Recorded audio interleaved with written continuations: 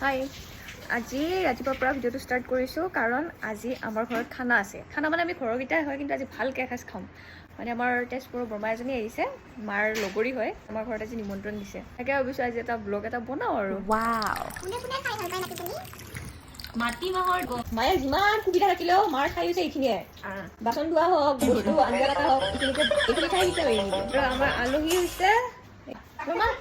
এয়া হৈছে আমাৰ তেজপুৰৰ বৰমা বুলি কওঁ আৰু, কিন্তু ইয়াতে ঘৰ তেজপুৰত থাকে। কিবা ক'ব? আজি ভাল লাগিছে, আমাৰ বোৱাৰীজনী মোক খুৱাবৰ কাৰণে আইটেম বনাব এতিয়া যোগাৰ কৰি আছে। কি আনিছে আজি? হাই, ইমান ডাঙৰ লাগে না। কেৰেলা আমাৰ ঘৰৰ আজি আলহীও কাম কৰি আছে। কি মাছ আমাৰ? কি মাছ বা আনিছে দেউতাই এতিয়া? ৰৌ মাছ। ৰৌ মাছ। আলহী বহিব পোৱা নাই। এইফালে মাছ দি আছে, এইফালে চাউ দি আছে।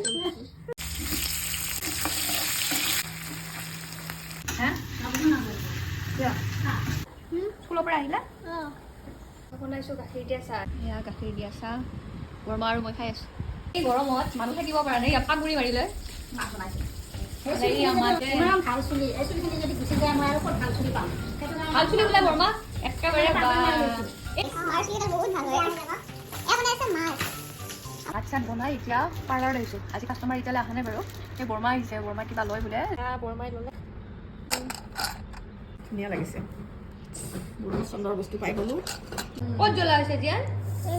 বৰমা কেনেকুৱা হৈছে? বঢ়িয়া ভালিছে।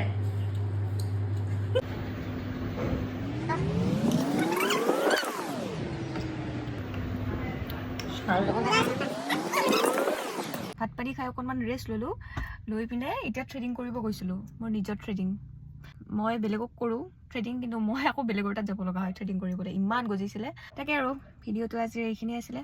Bye bye.